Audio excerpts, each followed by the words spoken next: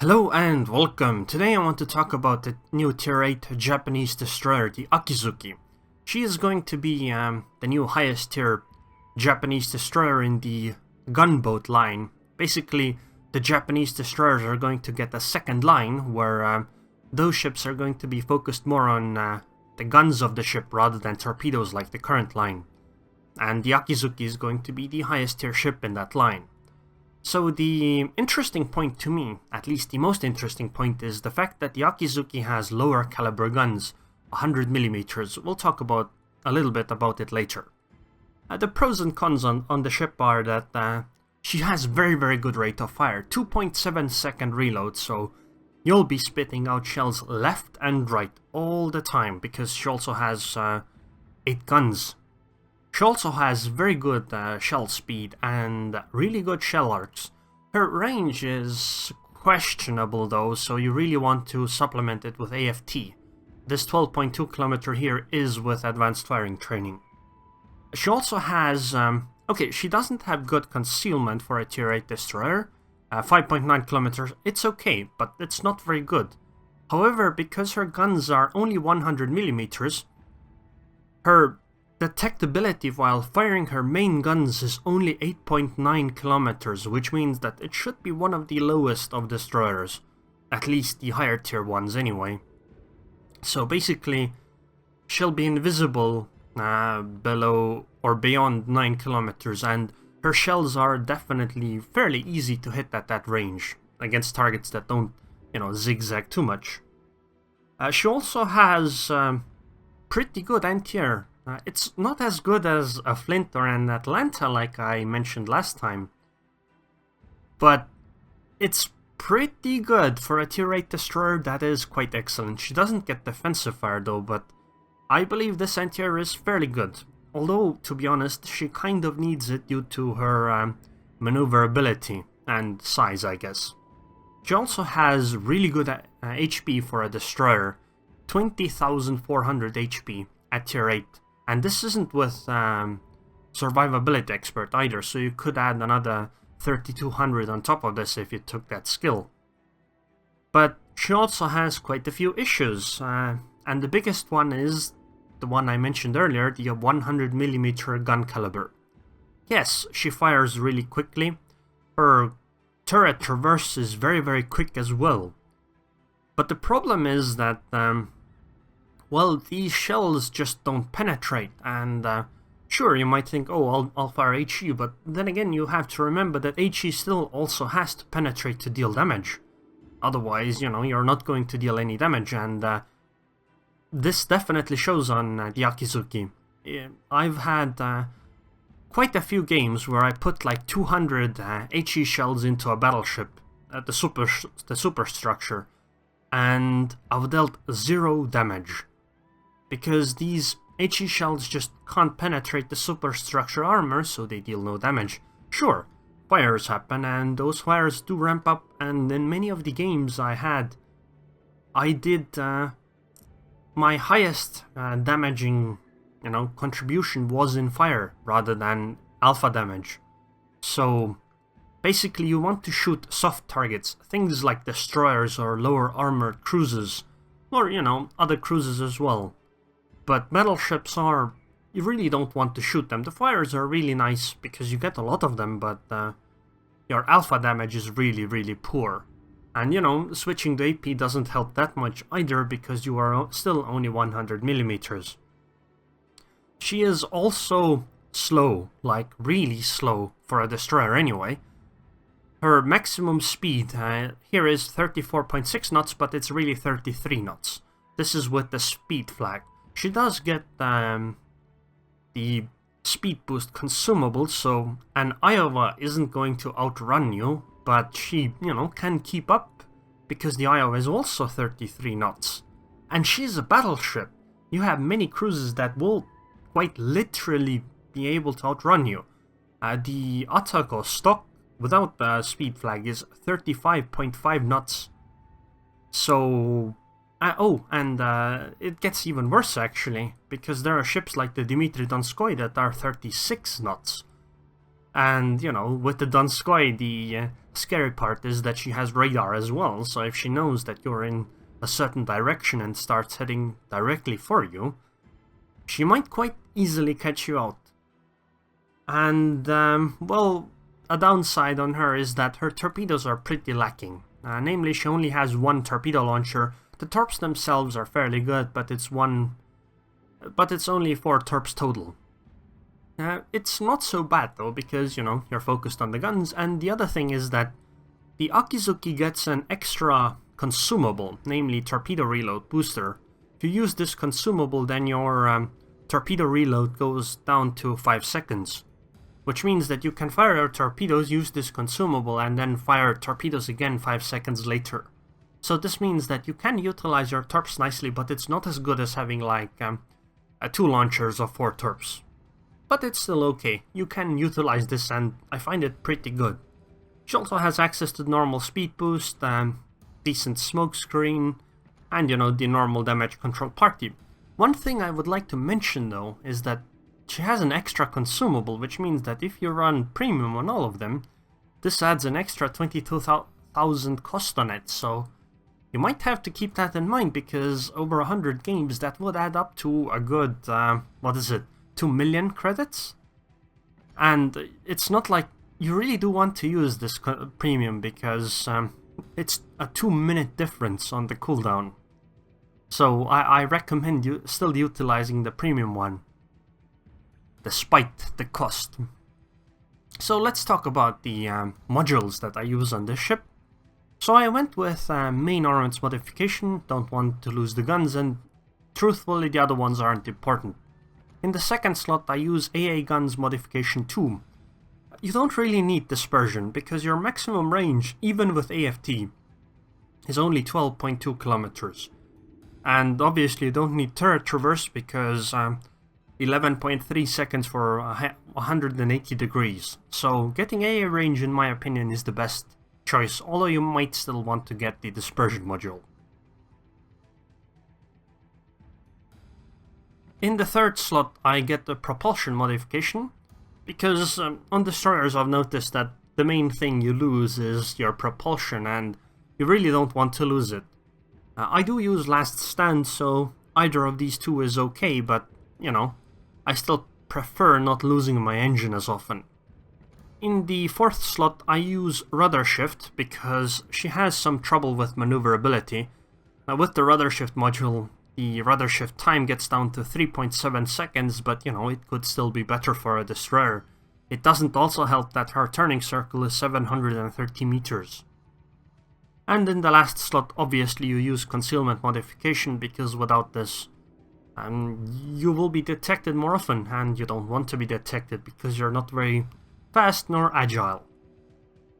In terms of captain skills, I'm not 100% certain what the best choice is, but I went with basic firing training, last stand, then superintendent, and advanced firing training, and then concealment expert. I believe that on the Akizuki, a 19-point captain would be perfect, because you would go demolition expert, and this plus 3% would be insanely useful, because a very large percentage of your damage is going to be fire damage against things like battleships, so setting more fires would be immensely helpful. Alas, I don't think you can play this ship properly without AFT, because with advanced firing training, the main battery range is still only 12.2 kilometers. So without it, it would be 10 kilometers or 10.2, and that just isn't really enough. You'll be basically, if your max range is 10.2 kilometers, you will be within any Soviet cruiser radar range if you want to fire at them, and that's immensely risky and lowers the amount of choices you can make.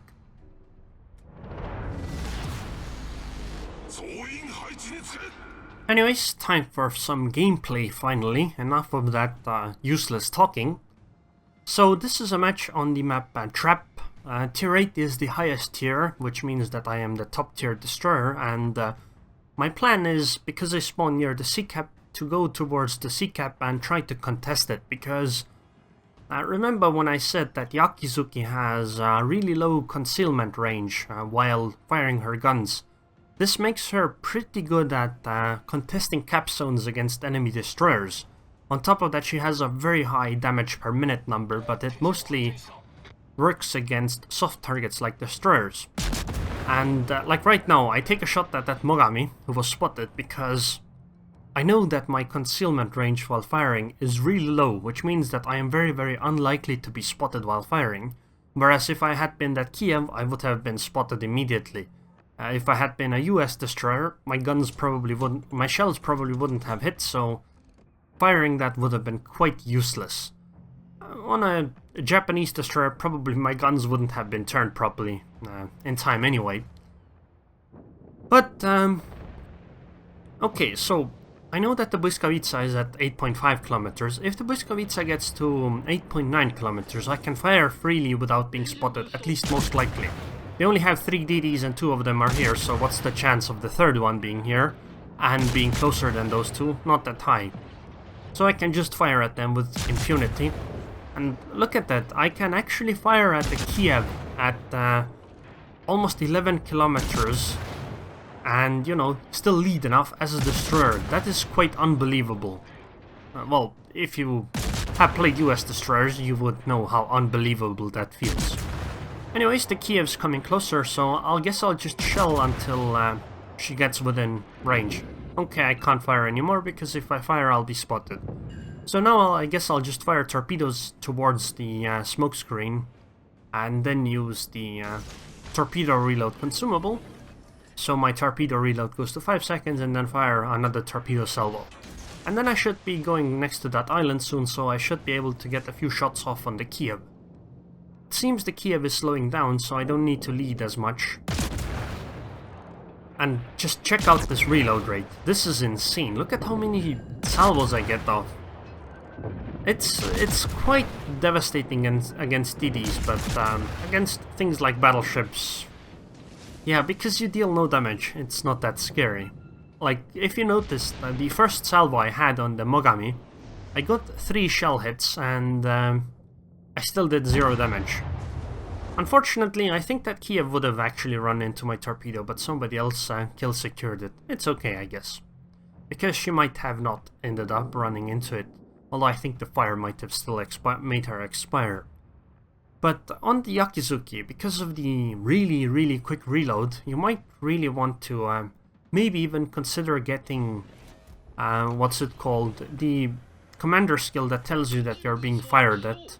I don't really recommend it, but you might want to consider it for a moment, because you do want to spend a lot of your time looking at the artillery view like this, which means that you might be getting some insane tunnel vision going. So that might be really useful. Anyways, I'll head back towards the sea cap and keep firing at this Gneisenau. Surprisingly, I'm actually doing some damage. It's 198 damage per HE shell that actually deals damage. But again, fires are probably the most important thing that I could get from this. I'm spotted, which means that the Błyskawica is around again. I'm not gonna smoke, but I'm gonna try to dodge or move in ways where I should be able to dodge shells. But I'm not gonna fire, and I'll go towards the enemies, or at least the enemy side, so that I might be able to fight the Błyskawica. Okay, torpedoes, let's try to dodge them. Easy. Okay, there's the Błyskawica. So, time to engage her, because I do want to get her out of here so that we can finally get the cap zone. Just look at these shells, so many. Okay, torpedoes, this was a bit unexpected. Luckily though, I managed to dodge them, but because I wasn't able to quite as quickly finish the Błyskawica off, I had to use smokescreen, because this Mogami, while she might not be quite deadly yet, it might end up being deadly very quickly. Unfortunately, this means the Błyskawica is invisible, but she did leave the cap zone, so it's not that bad. And, I mean, meanwhile, I can just fire at the Mogami freely, because I know that they both should have already fired their torpedoes, so I don't have to risk all that much by sitting here in the smoke screen. Not to mention we're getting the capstone anyway, so it's completely okay. Although once the Mogami leaves, okay, the Błyskawica is back in the capstone, so I'm definitely gonna go out of here for a moment. Because the Mogami just went behind the island, and the Błyskawica is inside the capstone, so this means that once I get out of the smoke, I will spot her and I should be able to kill her. Okay, there she is. And goodbye, Błyskawica. Goodbye. You really shouldn't have come back in my opinion. She should have just run away and tried to use her range. Oh well, it's good for me, I guess. I just hope the Błyskawica didn't get some torpedoes off. I wasn't quite paying attention to their reload. So now it's time to shell the Gneisenau. I should be able to get the capstone as long as I keep my 9-kilometer distance from the Gneisenau. And there's the capstone. I guess I'll try, turning closer to them and try to burn the Gneisenau down as much as I can, because apparently she's one of the few ships that I can actually deal HE damage to. Unfortunately, this is the time where I noticed that things aren't going that well for our team. We have lost 6 ships already in 7 minutes and 30 seconds. They have lost 3. And I have been instrumental in killing at least 2 of them. So yeah, these things are not looking very good for our team. So I guess actually focusing on this Gneisenau is even more important, because I don't think that we will be able to hold the B-cap even if we tried, because we just don't have the number of ships left.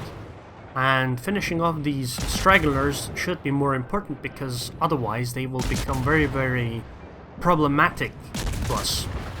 The Gneisenau just fired a blind salvo. It's okay. I'll torpedo the Myoko. Because she is at 12 kilometers, I should be able to torp her if she keeps coming closer. Obviously, I used the skill again and then fired the second salvo. And I guess I'll just stop here. I don't want to go behind the island, although I think the Gneisenau is going to go behind the island, but I should be able to switch to the Myoko then. Sure, it's kind of bad because I did fire torpedoes on her course, but I don't have anything else to shoot. I could go behind the island and try to pick the Gneisenau off, but I don't think that it matters that much. She might just expire from the fire, and if she doesn't, she can't exactly run away from me. Actually, I'm not sure if that's true or not. Oh, 2 fires on the Myoko. That's very good, and those torps actually look very good on point. My only worry is that maybe those torpedoes aren't going to reach. They look very, very good though. Come on, Myoko, come on. No way, no way. Just right before the Myoko, the torps expired. Which is sad. Which is very sad. Oh well, I'm still gonna deal quite significant damage with this fire. The enemy team only has 1 DD left, and she is very unlikely to be near me. Also, I think I just got hit by a blind salvo by the Myoko. That's quite incredible. At 10 kilometers, that is quite incredible. That means that the Myoko really fired well, or just got very lucky with the dispersion, I guess. Okay, so I can't shoot at the Myoko, but she is going to have very little HP, so I guess I'll just go behind this island and then try to pick off the Myoko. Sorry, the Gneisenau, because she should be coming around soon enough anyway. I think at least, although she might have turned around. But yeah, right now I'm complaining. Okay, she actually did turn around, so I guess I'll turn around as well. But yeah, I do complain about how my team is doing poorly, because this is literally the 2nd game on the same map in a row where my team just all died. I played the same ship, I spawned in pretty much the same location, and in both cases my team just died. Like, sure, I could probably play better in some ways, but I don't think it would make much of a difference because, well, the team died. I can't do much about it. Although maybe, on the Akizuki you might want to use smokescreen for allies some more. Unfortunately, my torpedoes are gonna miss on the Gneisenau. But I'm gonna fire anyway, because if the Gneisenau starts turning towards me, I'll just start slowing down and smoke. Which, you know, she is doing, so that's what I'm doing. Fortunately, I took some damage, but it's okay. And surprisingly, my HE is actually doing damage. Unlike what usually happens. Although, to be fair, the Gneisenau is a fairly soft target from the side.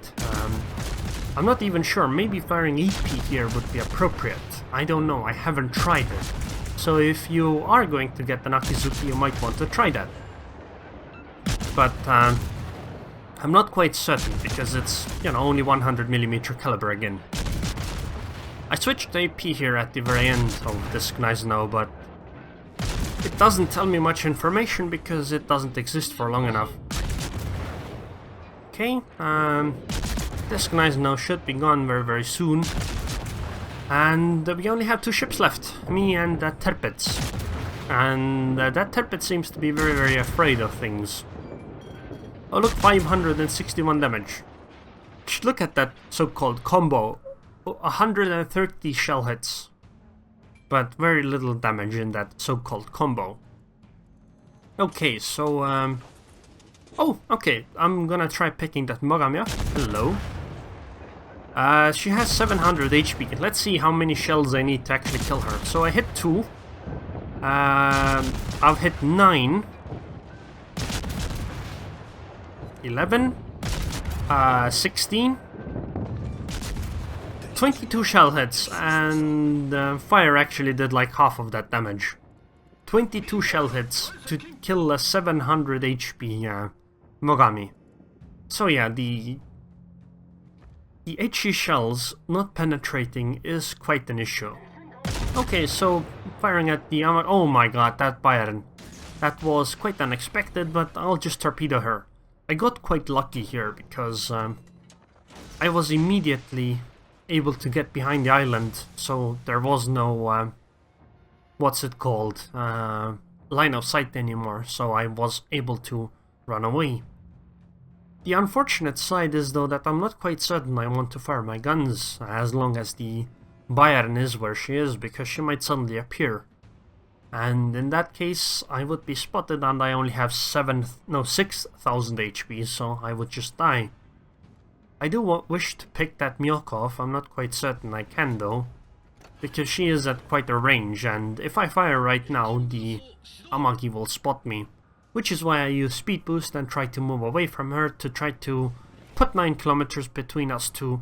Sure, I could smoke screen, but the unfortunate thing is because the Tirpitz went the super safe route, I guess, behind the island, there would be nothing to spot for me, which means that smoking would be completely useless.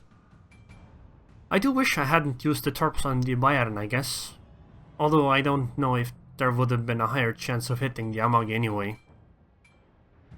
Okay, so the Tirpitz is coming around the corner soon. And she should be, well, maybe not quite around the corner, but in a moment at least, so it might be okay to use smoke. I could tell because the Amagi fired at the Tirpitz. So, the Amagi seems to be heading towards me. She probably noticed the smoke screen, so she anticipates some torpedoes or something. Which, you know, is quite smart. The Fubuki on the enemy team is probably capping C. I could go for it, but I don't think we have any chance of winning this game, so it might be just best to try to farm as much as I can before we lose the game.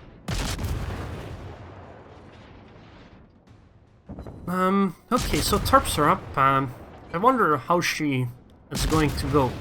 So she might just keep going full broadside. I don't think that's gonna happen. Very rarely do battleships do that. So I think that she is either going to keep turning away or she's going to turn closer, which is why I lead a lot less with those torpedoes. Okay, she seems to be turning away. So there is still a chance of them hitting, but it's a lot lower than if she had turned towards me. It's okay though, because if she had turned towards me, I would definitely have died to her. And because she didn't, I get to at least fire my guns until my smoke disappears, which is going to happen very, very soon. after the Yamagi gets away or my smoke dissipates, I might want to just go towards the sea cap because I know it's a Fubuki, so I might be able to get her. And Yamagi might have actually made a mistake, so it seems that she actually turned into the Torpedo. That's quite unfortunate for the Yamagi, but it's okay for me. Right now, again, I wish I had Torpedoes. I have a Torpedo on the path of the Bayern, but unfortunately I don't. And there's the Fubuki, so I'll head straight for her and try to hide behind the island from the Bayern. Okay, come on, Fubuki. She had 12,000 HP, and she already lost like 30%. Okay, so she probably torpedoed, which is why I'm gonna keep going in a diagonal line so that I can dodge. Okay, there are the torpedoes. Let's dodge. This should be easy. Yep. So let's keep going into the smoke. The danger right now is that the Bayern might come around the corner and spot me, which would give line of sight to the Fubuki. The Bayern would also shoot me, and the North Carolina could shoot me as well. So those things would be quite bad. Okay, the Fubuki is shooting me, the Bayern is spotting, her secondaries are opening up. I think they're the secondaries anyway. I should be able to get into the smoke. Question is if the Fubuki is inside the smoke or outside of it, behind it. Okay, so she seems to be behind it, which means that I am unspotted, which is very, very good for me right now. But the Fubuki is close enough so I'm spotted, so right now I open up all my guns and turn to torpedo her because I think that I might die in like one random salvo from someone. And I'm not quite certain I could pick a DD off fast enough, because these shells still aren't doing damage. They are failing to penetrate a destroyer. And well, there goes my ship. Fortunately, the torpedo picked the Fubuki off. But did you just see that? So many failed to penetrate on a destroyer with HE. Quite incredible. Puts the 100mm caliber into perspective, and there's the loss. The Tirpitz died as well. Oh well, it was an okay game. At least, from my perspective, it went really well. I mean, I did 144,000 damage in a tier 8 destroyer, but just look at this. 731 shell hits, 430 of those failed to penetrate. That's more than half, which means that only a small part of the shells, which is 300 shells, okay, I guess it's not very small, actually did damage. 3 ships destroyed, 2 torpedo hits, 15 fires, so the fire chance isn't that great either, although I think that's linked to, you know, shells actually have to penetrate something to get the fire. But in the team score, just check this out. 1,735 base experience on a loss, so a victory would have been 2,500. The North Carolina on the enemy team played well, so I complimented, but the rest of my team, sorry, but I don't think you guys played well enough at least. 1.4 million potential damage taken, which seems very high for a fairly poorly maneuverable destroyer like the Akizuki. I did my part, so the loss is definitely not on me, even though I farmed damage, etc. And just look at this. 724 HE shell hits, and they did 67,000 damage. The fires that those shell hits caused did 55,000 damage, and I didn't seem to get very lucky with those fires in this game either. That's 92 damage per HE shell that actually hit the target. And 167 damage per HE shell if you account for the fires as well. And 94 damage per HE shell fired total. But anyways, despite all that, I did my part. I killed the Błyskawica, I contested the sea cap, I took the sea cap, I also killed the Fubuki, although that one was, you know, quite at the end. And I also played my part on killing the Kiev. Obviously I also did damage to the Gneisenau, so I feel I did quite enough. And it was the rest of the team that was letting me down, so I do feel that it's not that the common denominator in the match wasn't me, really. But just look at this. You can just see the damage. It's not that great. And in the credits part, 310,000 profit, so it's the normal tier 8 destroyer stuff, I guess, on a good game. Anyways, I hope you guys enjoyed this video. Sorry that I don't know all that much about it, because we got these destroyers at very, very short notice, like really short notice, and we only had less than a day to actually play and try them out before the embargo was lifted, so I didn't get all that much to do.